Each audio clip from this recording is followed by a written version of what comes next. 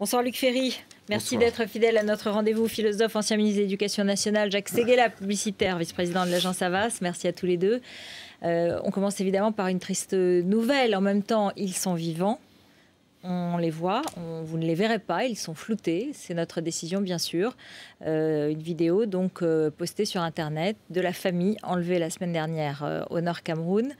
Avec donc plusieurs jours de retard, après aucune revendication, cette vidéo avec un texte s'adressant directement au président Hollande et aussi au président du Cameroun et au président du Nigeria.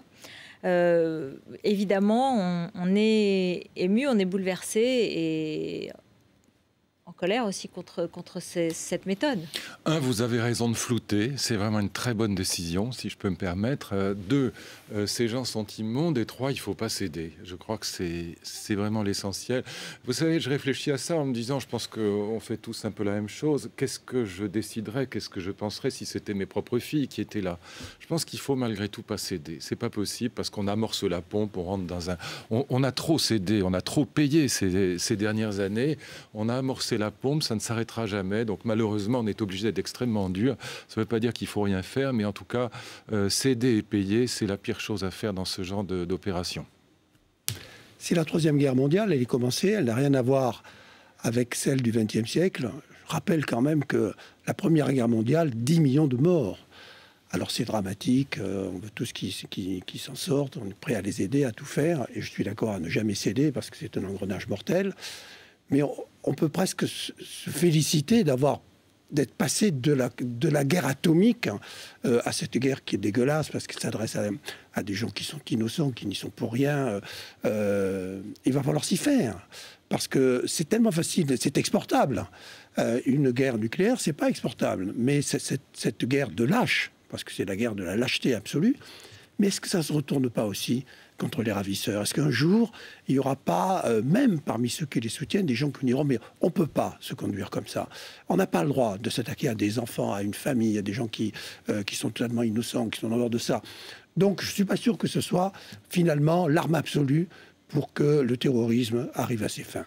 Un mot sur le gouvernement François Hollande. La guerre au Mali, jusqu'à présent, c'était une guerre, entre guillemets, réussie. On avait dit, voilà, un parcours sans faute. On est arrivé maintenant un peu au cœur du sujet, c'est-à-dire les moments les plus durs. Jacques rappelait le nombre de morts de la Première Guerre mondiale, c'est 10-11 millions. Rappelons que la Deuxième Guerre mondiale, c'est 53 millions de morts, une somme de malheurs qu'on ne peut même pas imaginer. Enfin, ça n'a pas de sens. Bon, là, franchement, quand même, c'est une opération incroyablement réussie à tous égards. Bon, et donc... franchement, jamais, je le répète, aucune guerre n'a été plus légitime que celle-là. Donc allons-y, franchement, il n'y a pas à hésiter. Oui, autant moi qui aime toujours donner des petits coups de griffe à François Hollande, là, il faut le féliciter pour sa communication. Oui. L'action est parfaite et il n'y a aucun dérapage de communication, voilà, y compris dans les otages. Oui, il a eu raison de le dire et de le dire à froid avant d'être obligé de le dire à chaud, qu'il ne céderait pas. Et là, ensuite, les choses sont arrivées. Donc, je trouve que ça remet la France en situation internationale, ce dont elle avait tellement besoin. Et son ministre Le Drian a manifestement été un très bon choix. Quel grand ministre. Un grand ministre, il fait le boulot sans communication, sans aucun dérapage, très calme. Numéro 1. Voilà. Ouais, je suis d'accord avec ça. Et pas déformé par les communicants. Que surtout, il n'aille pas en avoir, il va tout perdre. Il n'aille pas de voir, c'est ça. Un futur Premier ministre ? Oh, ça, non, je ne suis pas sûr qu'il soit formaté pour ça. En plus, on a un bon ministre quelque part, commençons pas à le changer, gardons-le. Le Premier ministre, c'est à la fois les finances publiques, c'est Bercy, et puis c'est les élus, c'est un autre boulot, c'est encore autre chose. En plus, on commence par un V, tout le monde le sait, V comme victoire et comme Valls. Alors, parlons des autres choses, peut-être moins, où vous ferez peut-être moins de compliments. Vincent Peillon, les vacances, 2 semaines en moins, 6 semaines de vacances d'été, en 2015, à l'intérieur, comme une proposition dans son livre, dans un livre global dans lequel il refonde l'école, il fait un projet global. Mais franchement, est-ce que ce n'est pas un problème, une gaffe de communication ?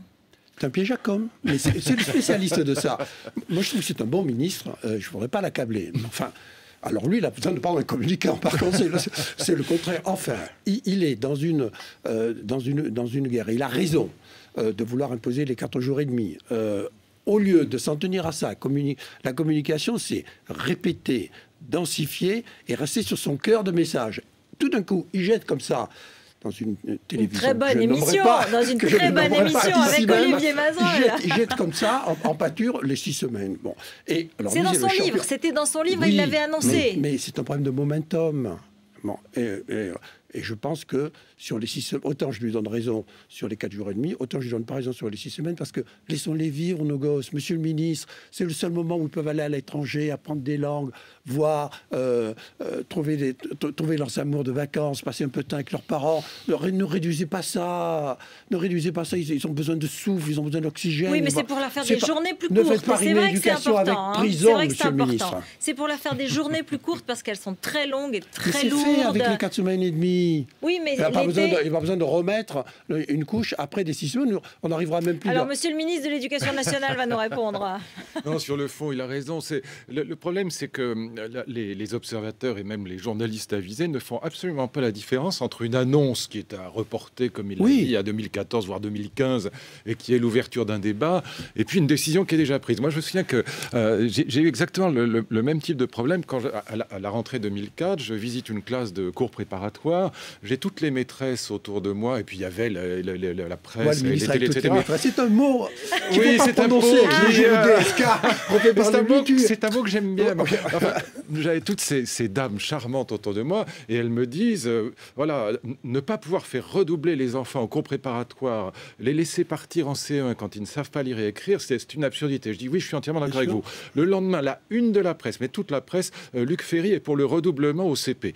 Évidemment, atomique, la bombe atomique, voilà, les spécialistes disant mais le redoublement ne sert à rien, etc. Bon, et je crois que ce que Vincent Payan doit comprendre, c'est peut-être là qu'il y a un conseil en communication à lui donner, c'est que la parole du ministre de l'Éducation, c'est quelque chose, c'est une bombe atomique, même quand c'est un tout petit permanente, mot, permanente, oui, et même après, même quand on a quitté le ministère. On a une parole comme ça qui est explosive, et ce qu'on dit quand on est ministre de l'Éducation, qu'on l'a été, et quand on ne l'a pas été, ça n'est pas entendu de la même manière. Donc là, évidemment, il suffit qu'il ouvre un débat, comme un peu il l'avait fait sur la drogue. Sur la drogue, à mon avis, sur le fond, il n'avait pas tort, et en tout cas, ouvrir un débat n'avait rien de scandaleux.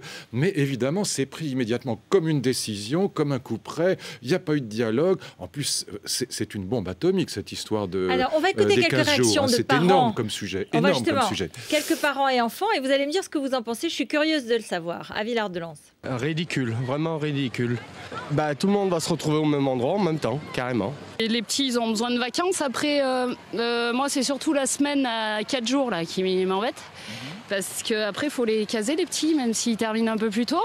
Alors, étant enseignante moi-même, c'est pas les 6 semaines qui me posent plus problème, c'est les zonages en fait. Il veut 6 semaines sur 2 zones et je m'inquiète par rapport aux zones de mes enfants et mes propres zones à moi si on n'est pas donc dans la même académie. C'est vrai. Non, mais c'est vrai que c'est une bombe atomique parce que vous avez la sécurité routière, vous avez les entreprises, les RTT, vous avez le tourisme, vous avez les parents, vous avez les oncles, les tantes, les grands-parents.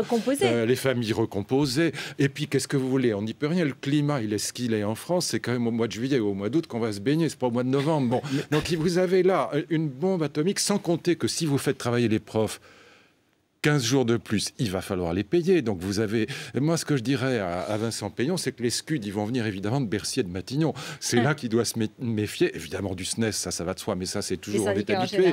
Mais Bercy et Matignon, d'abord, c'est là que la résistance va s'organiser. Moi, je le félicite parce qu'il vient décrocher un titre. Il est courageux. Oui, il vient décrocher un titre.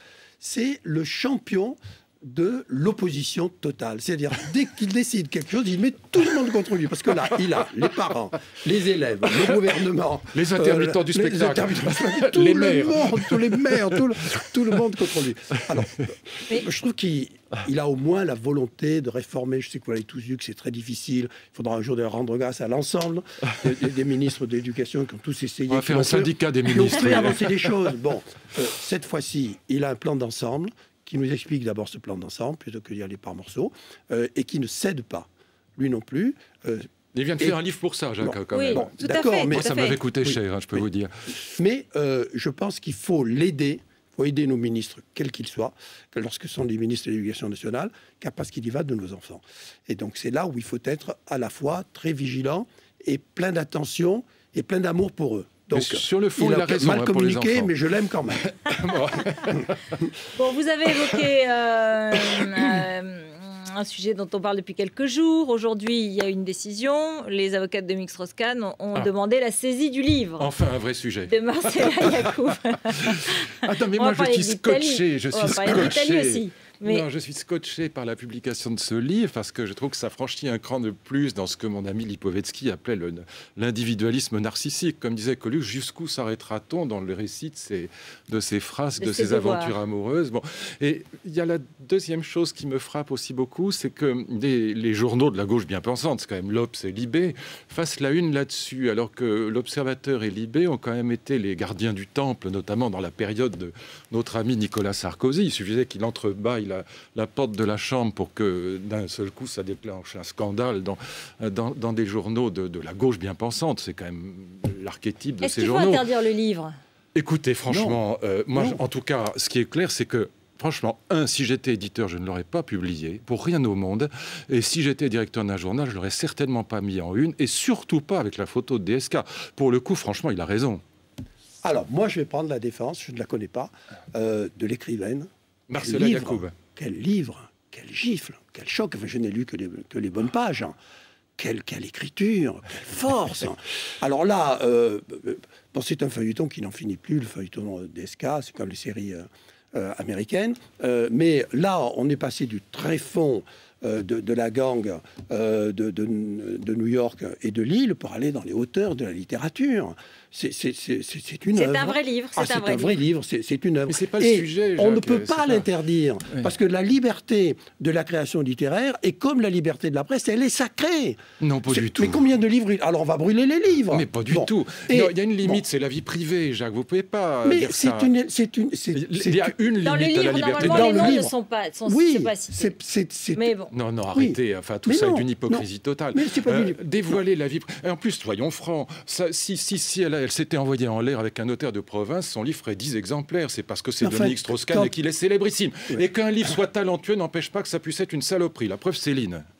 Non, parce que Dominique Strauss-Kahn savait ce qu'il encourait quand il a fait la cour à une écrivaine. Non, il savait arrête, très bien que ça se termine toujours par des livres. Moi, je ne suis pas d'accord, Jacques, vraiment, non. Mais laissez-le finir son raisonnement. Non, mais je proteste énergiquement. Et deuxièmement, je trouve que ça sert l'un et l'autre, parce que ça devient une espèce de personnage mythique, DSK. Parce qu'on voit bien que là aussi, elle en remet, que tout n'est pas vrai, que c'est complètement faux.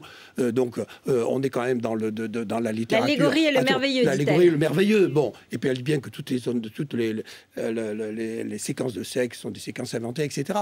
Donc, je trouve que ce personnage, qui était un personnage politique, qui est devenu pratiquement un criminel sans avoir commis vraiment de crime, en tout cas prouvé, tout de compte devient un héros de roman, mais dans le bon sens du terme.